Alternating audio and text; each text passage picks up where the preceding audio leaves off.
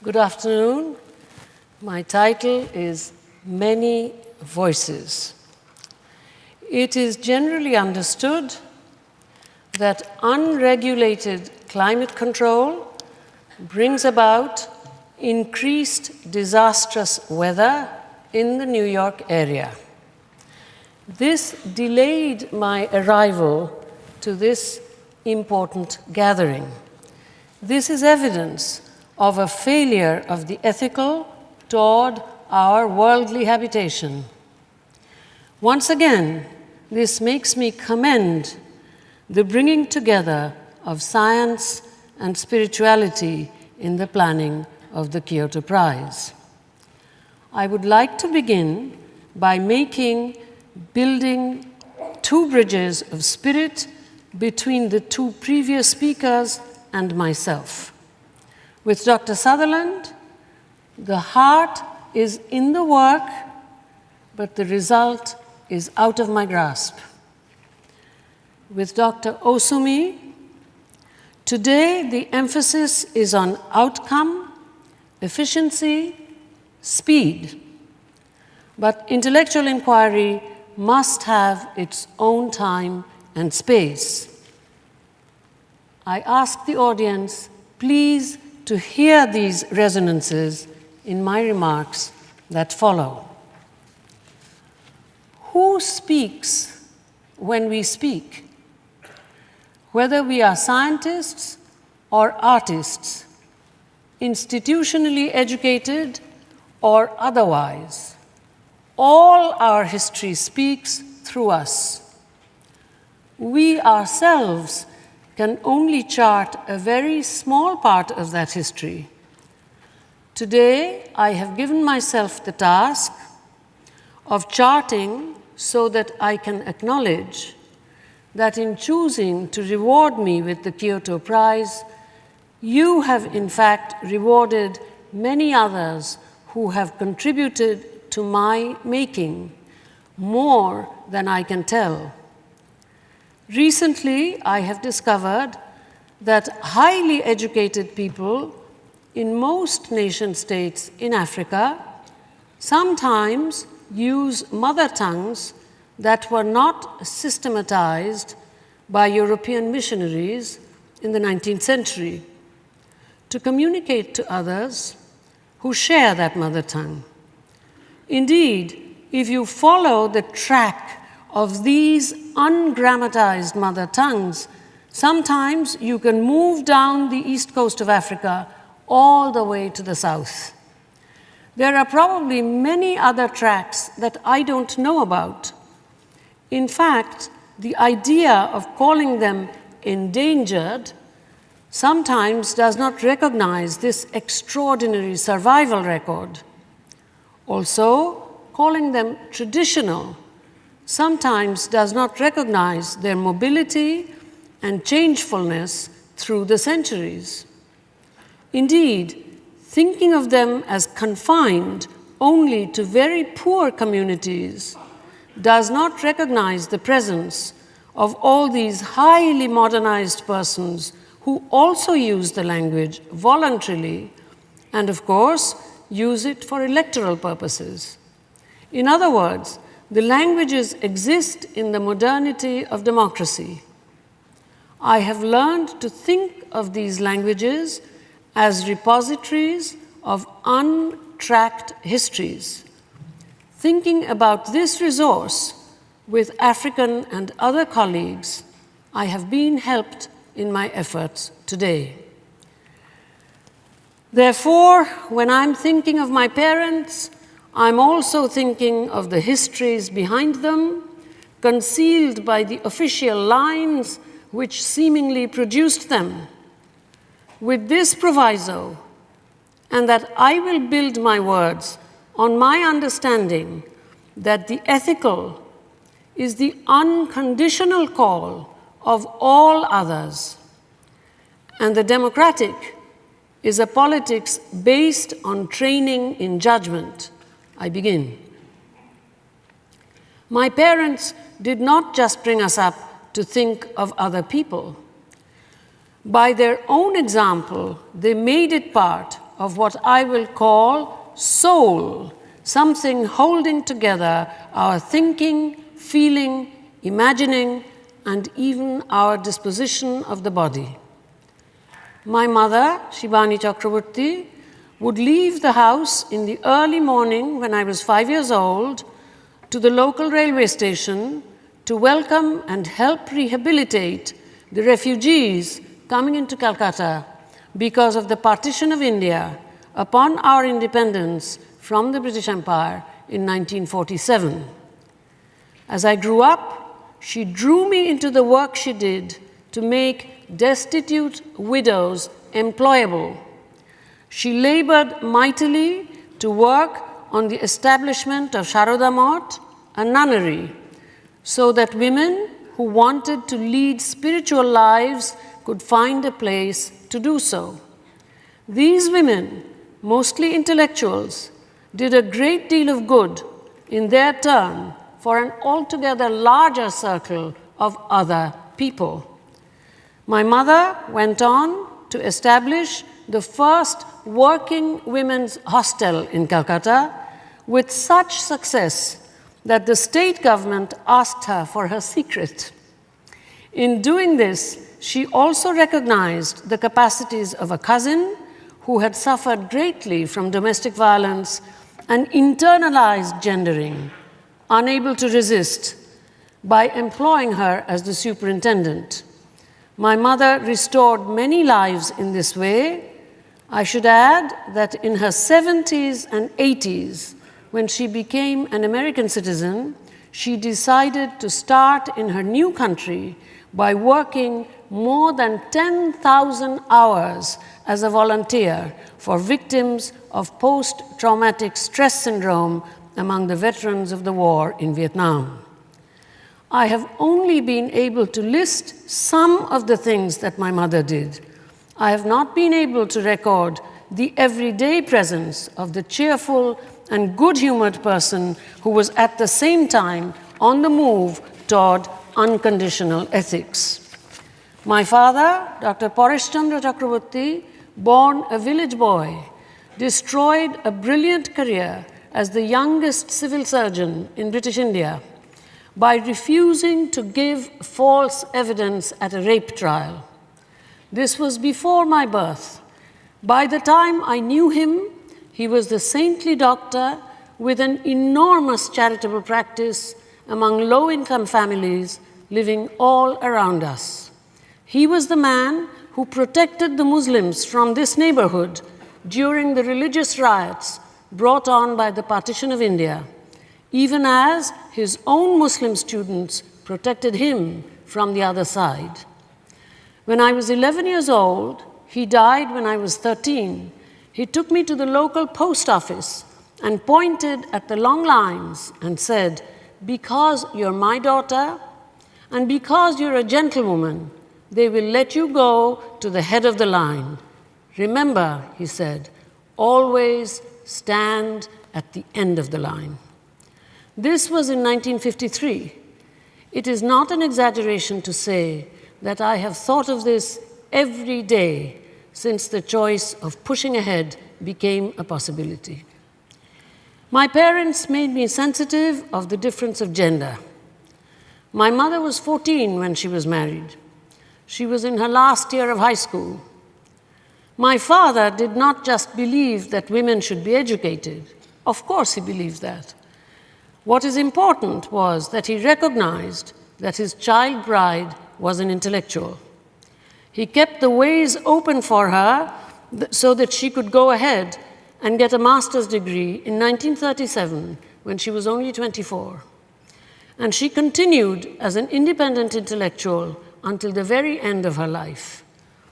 As a woman receiving the Kyoto Prize, I must say that the ethical turn in my mother and myself does not belong to the enforced responsibility toward others, which is quite often the gender role for women in all societies. Not just traditional. I'm thinking of US soccer moms, super mothers conditioned to manic service to children and family. I think some of this was the result of my parents' involvement with the early Ramakrishna movement and its revolution in the institutional thinking of all sectarianism, of class, race, and religion, today largely forgotten because an in-depth training of children is no longer practiced. Like the rest of the rising world, we have lost the desire for preparing the muscles of the mind for ethical reflexes. Ramakrishna, 1836 to 1886, was an ecstatic visionary whose wife initiated my father into the ethical life in 1920, when he was 21. To have a female spiritual teacher was undoubtedly of help in recognizing the importance of gender justice. In 1928, he took my mother for initiation into the ethical life to one of Ramakrishna's direct disciples, Swami Shivananda. Shivananda's simple, down-to-earth gender sensitivity so inspired my 16-year-old mother that she told us the story many times. I hope you may discern its philosophical depth beneath its earthiness. The story still moves me to tears. I have a picture of this man in old age on my desk in my study. He said to my mother, "As a new bride in your husband's house, with your father-in-law in residence, you will not have any time to yourself to meditate. When you're alone to answer nature's call, just clap your hands and say, 'Glory to the teacher,' and that will be enough." I will in a bit talk about gifts of spirit that I received from another monk in the movement in the 1960s. My parents sent us to a school where the teachers were Christianized Aboriginals and generally so-called lower caste, it is a shameful adjective, so-called lower caste Hindus. St. John's Diocesan Girls' High School, attached to the oldest church in Calcutta, where Job Charnock, the founder of the city, lies buried. These teachers taught with the passion of the newly liberated. I do often say diocesan made me. Sanskrit, the classical language of North India, as grand as all classical languages are, was taught to me by Miss Nilima Pine, one of these teachers whom probably my ancestors would not even touch, with such dedication that I can still use the language for my scholarly and teacherly work. As the days go by, Miss Charubala Dash, the principal of the school, becomes my role model. Her affectionate dignity and her gentle sternness is not something that I can hope to imitate.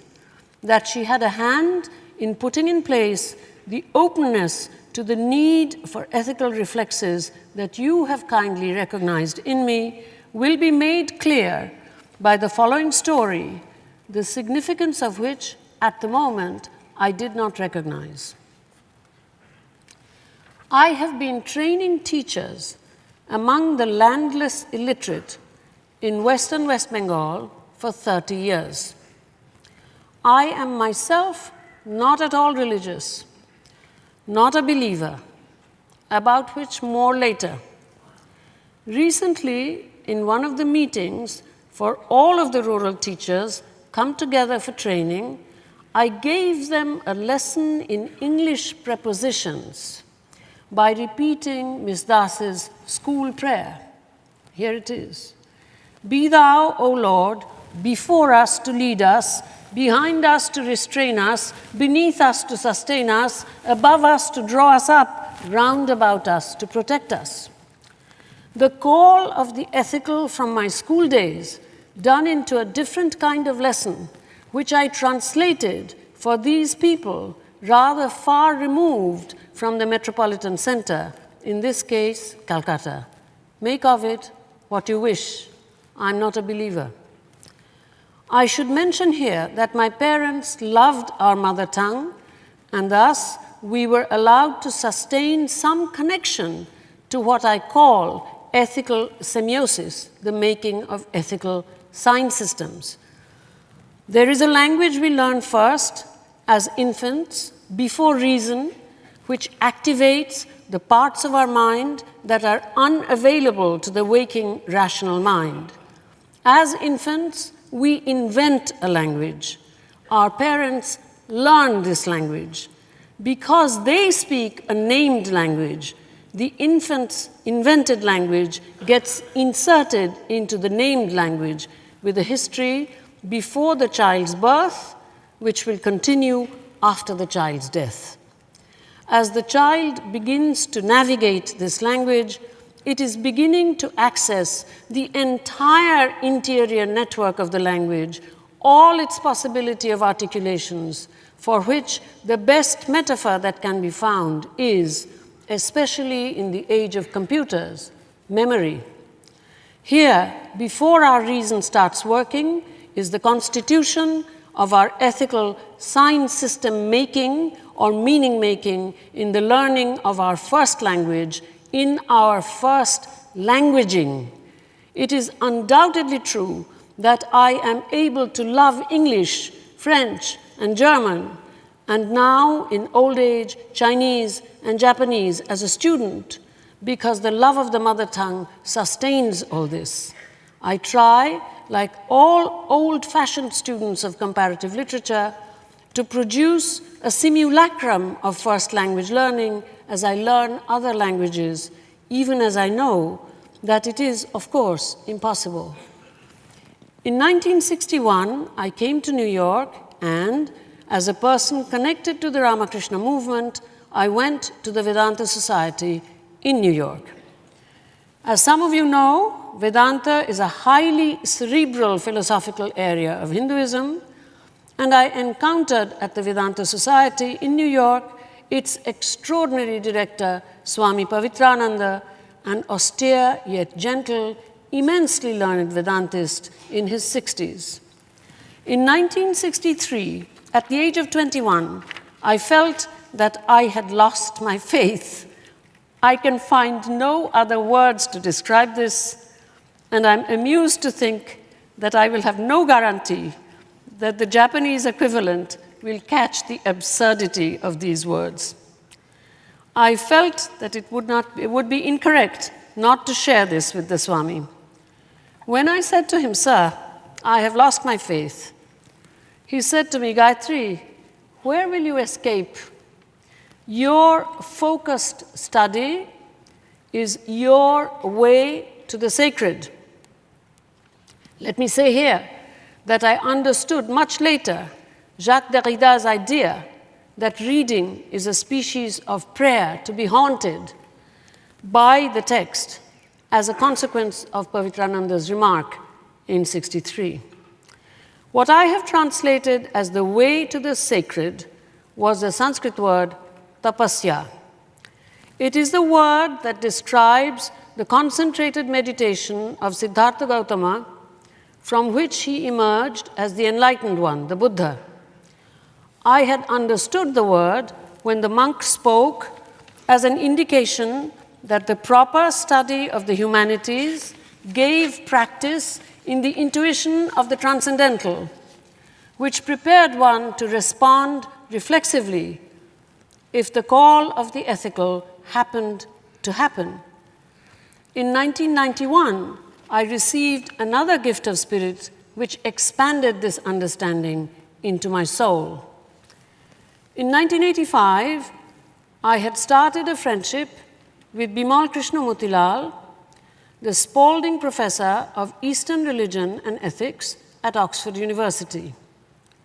Bimal was interested in the philosophy of deconstruction, and I was interested in reading Indic rational critique in Sanskrit with him. This work continued until his death in 1991. In one of our last meetings, Bimal had spoken about one of the numerous etiologies, creation stories, to be found within Hindu heteropraxy. At his death, when I found myself in Paris at the Bibliothèque Nationale, I looked up the story in the Shatapatha Brahmana. Brihaspati, the divine craftsman, created all the creatures, and they ran away from him. He ran after them, but couldn't catch them. He returned, sweating heavily, and dripped sweat into the fire where he had fashioned them. Hinduism lights a fire to establish divinity in its services. This dripping of sweat into the fire became the first offering and created the human being as well as the brick, looking forward to the dwelling that would move the human from nature to culture. Standing there in the gathering dusk in Paris, I received this gift from my dead comrade and from Charles Malamud, with whom I had an appointment the next day, a French Jew who had written a stunning book on classical India, Cuire le monde, cooking the world. I realized that tapasya was not just the enlightenment gained through the transformation of intellectual labor. It related also to tapa, heat, the heat generated by creative manual labor in the living body. This realization inspired me in my attempt to teach the intuitions of democracy to the largest sector of the electorate in India. Pavitrananda gave me another direct gift in the practice of teaching. In 1964, at the annual convention of the Modern Language Association of America, I got my first full-time teaching job at the University of Iowa. I said to the monk, "Sir, I'm afraid. I'm 22. I'm only 3 years out of India. I have to teach graduate students.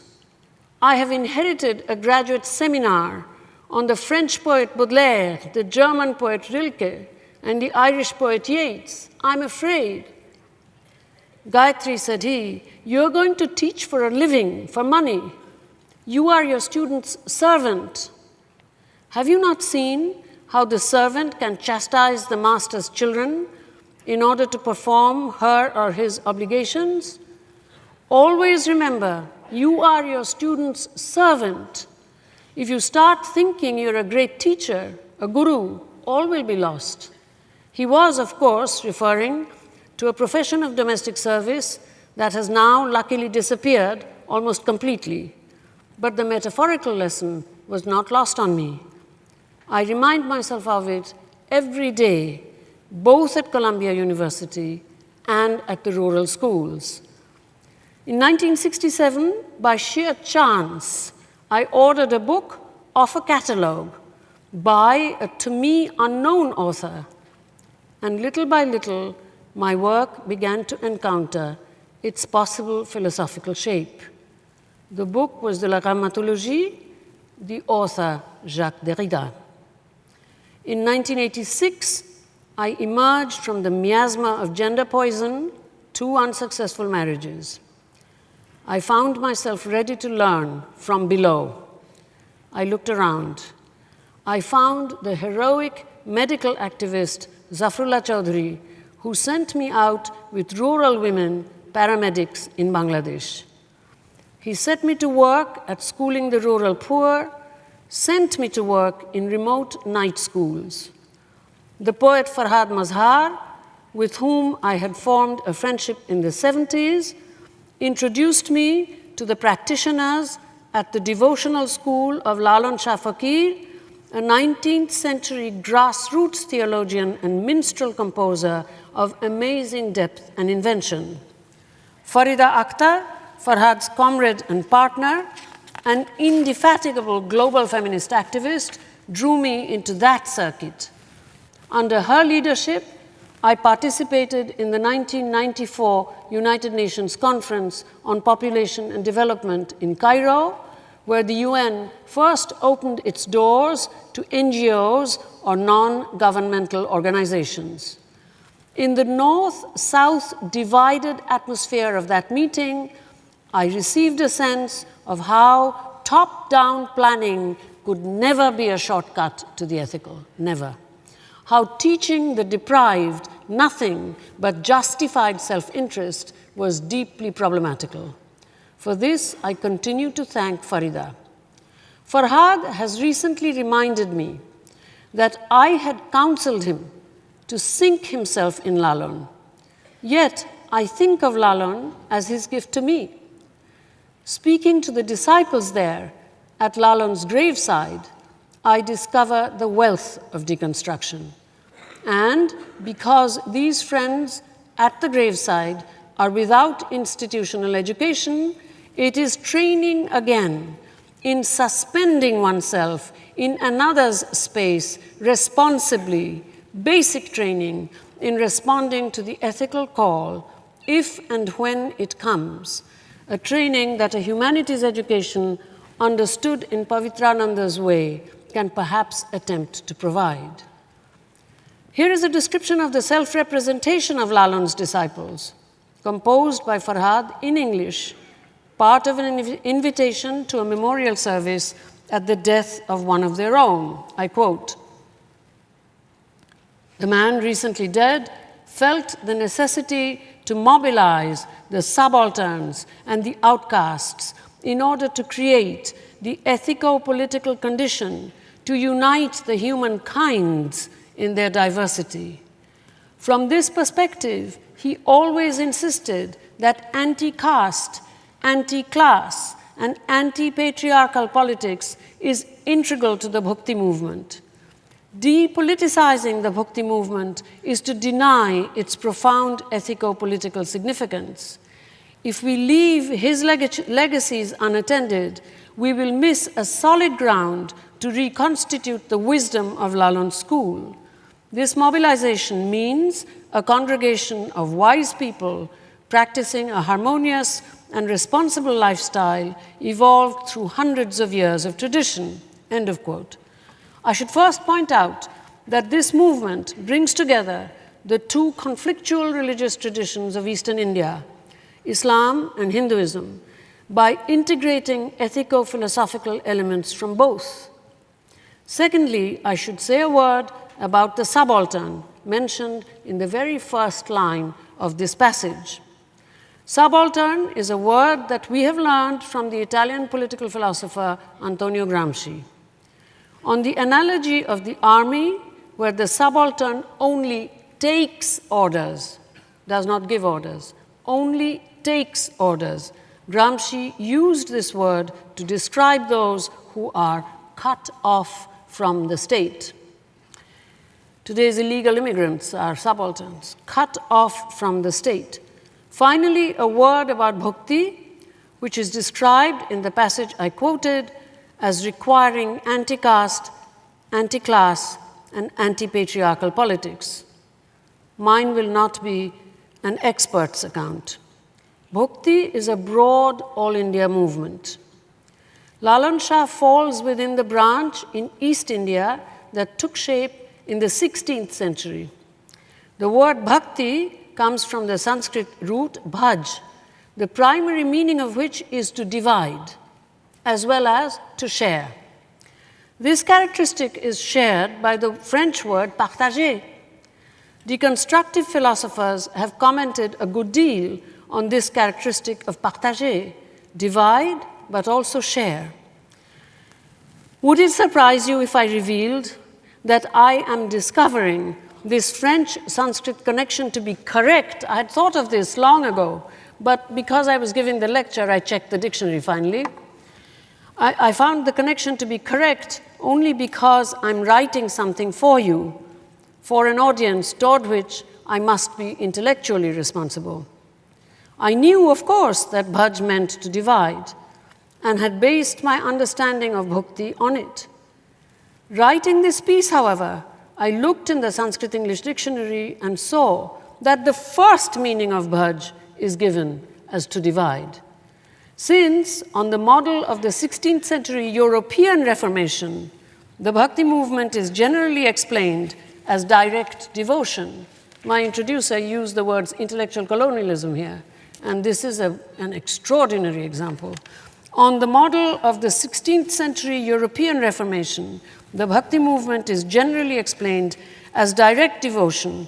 I thought, until 30 minutes before writing these words, that I alone thought that bhakti meant dividing oneself and playing a specific role laid out in the tradition in as powerful a way as a great actor would, just not for money and never giving up, in order to enter into a specific relationship into what the daily self cannot contain.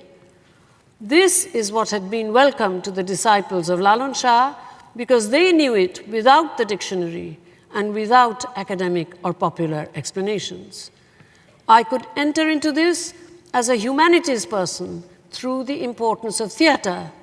This was the deconstructive wealth I described above, and now you have made that wealth secure. I have perhaps become a little abstract here. Let me go back to my childhood. When I was a child, I loved to teach illiterate children who were domestic servants, dragging them into the kind of compulsory studentship that only a child can absolutely require. This early habit has never quite left me. As a result of this kind of attempt at uncoercive teaching on the ground, whenever I visited Purulia, a so-called backward district of my home state of West Bengal, an activist from there sent me a plan, asking me to open an elementary school for tribal children. I responded with hesitation because I don't believe in philanthropy. I responded with hesitation, but once it got going, I could not tear myself away from it. I did not know it then, but the work of Antonio Gramsci, a man who had been put in jail by Mussolini and who died in jail at the age of 47, was going to resonate with this teaching work, because I was interested in learning the environment of these tribals who voted in the world's largest democracy without much sense of the intimations of democracy at all. I didn't know then, but this would become for me a project that I came to call Supplementing Vanguardism, a project that would come to recognize that Gramsci in jail, working out that Marx's project of social justice was an epistemological one, in other words, a matter of changing how one constructed objects of knowledge, was on the same journey. By thinking of social justice was started at the age of 15, connected with the work of Marx, but this gave it a kind of ethical specificity which was important. Democracy was, after all, the difficult politics of the ethical. This work would also come to reveal to me that my interest in the African American educationist W.E.B. Du Bois would come to resonate with some of the assumptions that the very poor should themselves be ethical subjects rather than simply the recipients of alms that sprang from this period. From the start, I began shedding my presuppositions at these schools. I came to realize that the landless illiterate, tribals and untouchables, constitutionally protected but not yet in the mind of the privileged, had been cognitively damaged by the oppression inherent in the caste system. This is where my understanding of tapasya as both intellectual and manual enlightenment came into play. The idea of manual labor was of great interest to my teachers and students in the rural area, especially when I pointed out that they had been denied the right to intellectual labor, which only the upper classes and castes were supposed to be able to perform. Thus, even manual labor was to them without joy. They were able instantly to recognize and understand this theme. As the days went by and the United States went by, I was beginning to recognize that at the high end, American students were also denied the right to intellectual labor because of the facility of the internet search engines and because of the total focus on employability and revenue. I'm certainly not a technophobe, but I believe the digital is both poison and medicine and can be used productively in a healing and constructive way only by minds trained at the slow speed of the humanities. In 1997, my dearest friend, Laura Metzger, died. Dying, she gave me a gift of spirit. The last time I saw her, we stayed up all night talking. I asked her what still seemed valuable. Lit with the glow of triumph over great pain in the proximity of death, she said, without hesitation, teaching. I had spoken to her of the teaching in the rural schools in long monologues in her study in Atlanta. She never interrupted me. I was therefore overwhelmed, but not surprised, that she also left me a material gift, $10,000 from nothing more than an English professor. $10,000 so that I could start a foundation in the name of my parents, the Parish Chandra and Shivani Chakravorty Memorial Foundation for Rural Education. Your bounty has augmented the foundation greatly. I hope I will be able to train 1 or 2 workers in the lessons I have been trying to learn from my experience, trying to teach with the same standard of quality control at both ends of the spectrum, Columbia and the landless illiterate. Here, a gift of spirit from my sister, Professor Maitreyi Chandra, must be acknowledged. You have been kind enough to invite her, and many of you have got to know her.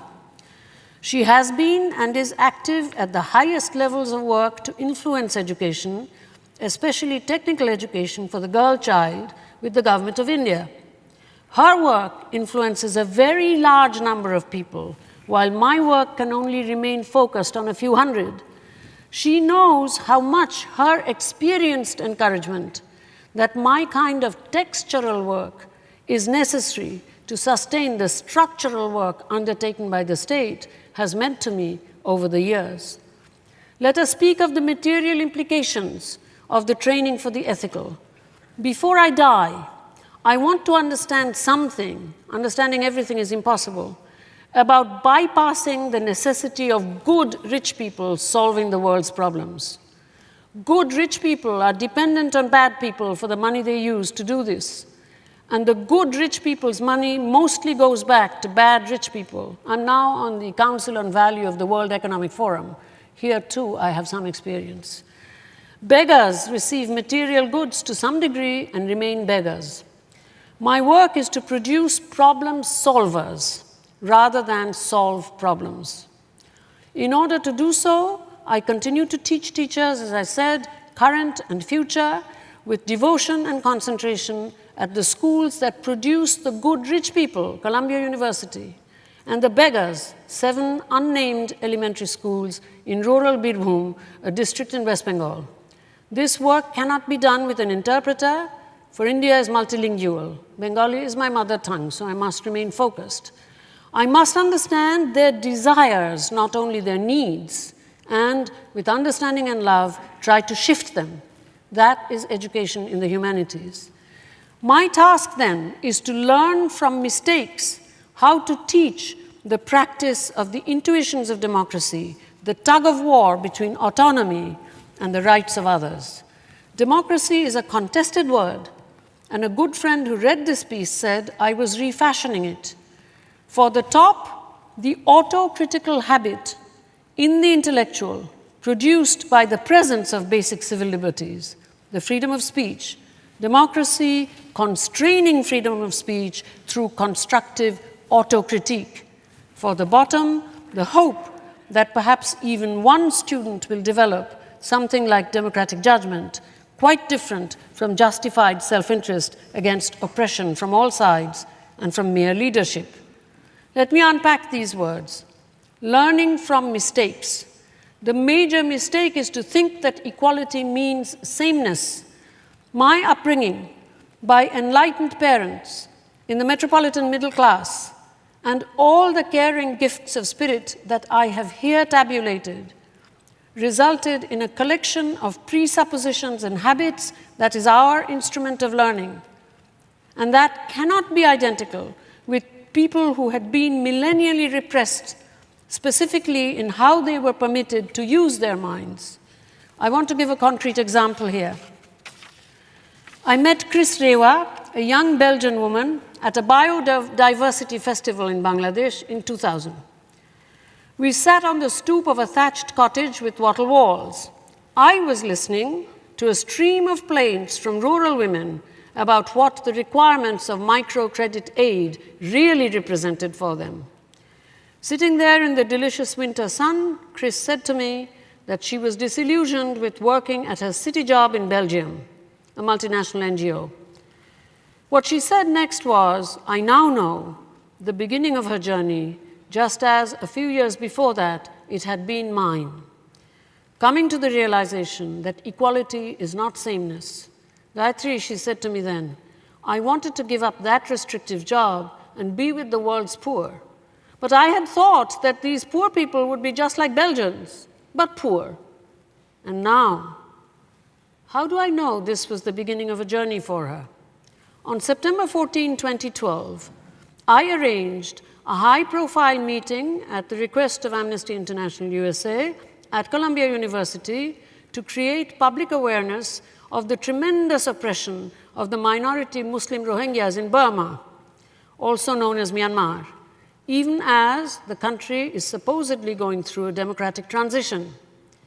One of the most respected names to emerge was Chris Riwas, the young woman who was sitting with me on the stoop. She had understood that equality was not sameness. She has learned how to suspend herself in others, for others. Just as the world's poor are not Belgians, so are the landless illiterate in Birbhum district not metropolitan Calcuttans, only landless and illiterate. It took me some years to realize that I had to begin to learn the specificity of the mental instrument with which they know. And if I'm to teach them, I must learn to serve them, to use this instrument, not some universal human instrument. I'm still learning and failing, not giving up. And yet they vote, and that, if not universal, is generalizable. I'm a citizen of India, and in the one-person, one-vote situation, I'm their equal, but not the same. Therefore, I'm not just training and teaching teachers and children who are by nature not good enough, this is the upper-class view, but by history made less than good. I'm also trying to provide the habits of democratic thinking so that they vote right. These subaltern classes cannot use the state. In a democracy, the people supposedly control the state. My humble, unsuccessful, and persistent effort can be called restoring the spirit of citizenship to the subaltern. I think of my mother serving the Vietnam veterans as new US citizen.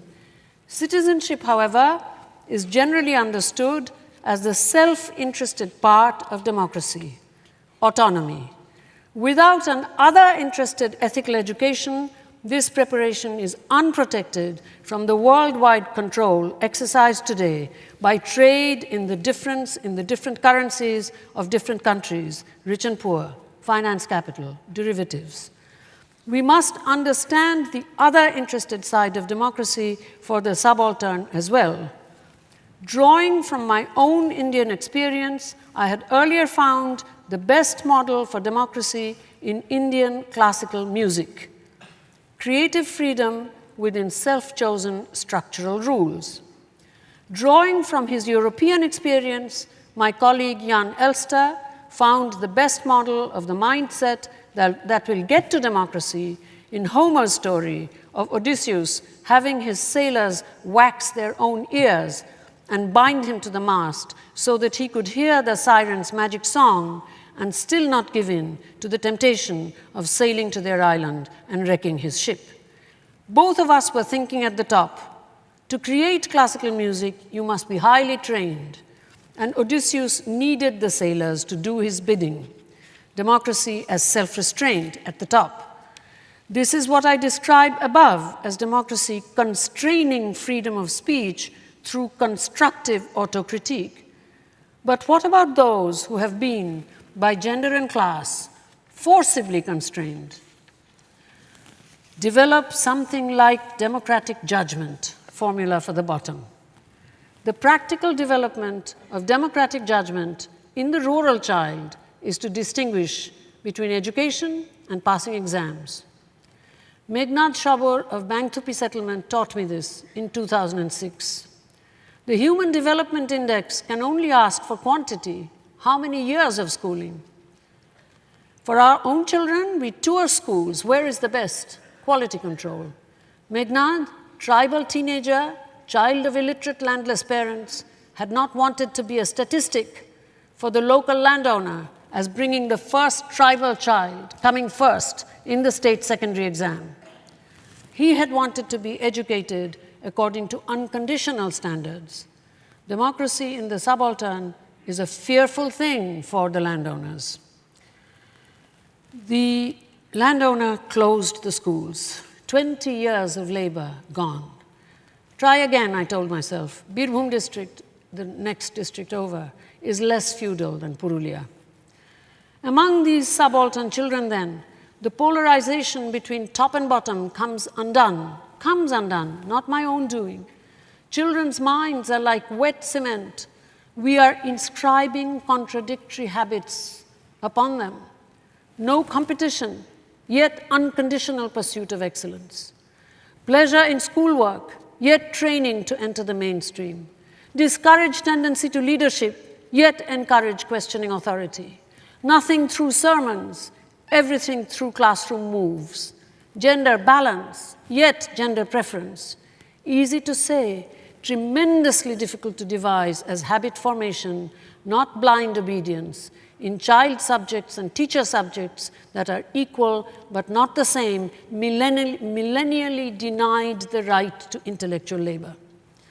The recently dead poet, Adrienne Rich, can describe my response to the Kyoto Prize as the necessary effort, and I quote Adrienne Rich, call up the voices we need to hear within ourselves.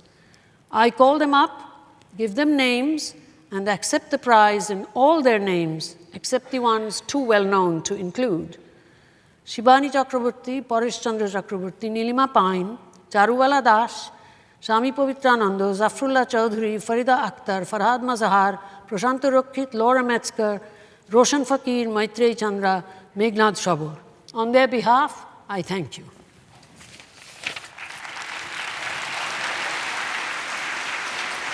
ありがとうございました。教育する上で大切ないくつもの声というテーマでスピバック教授にお話をしていただきました。それではガヤトリ・チャクラボルティ・スピバック教授に花束の贈呈でございます。どうぞ。There will be a bouquet of flowers presented to Professor Gayatri Chakravorty Spivak. スピバック教授、京都は初めてということでございましたが、 Professor Spivak came to Kyoto for the first time. Kyoto is attractive when it's fine. It's attractive when it rains. I hope you would enjoy the best of the beauty of the coloring leaves. Thank you very much, Professor Spivak. ありがとうございました。Thank you very much.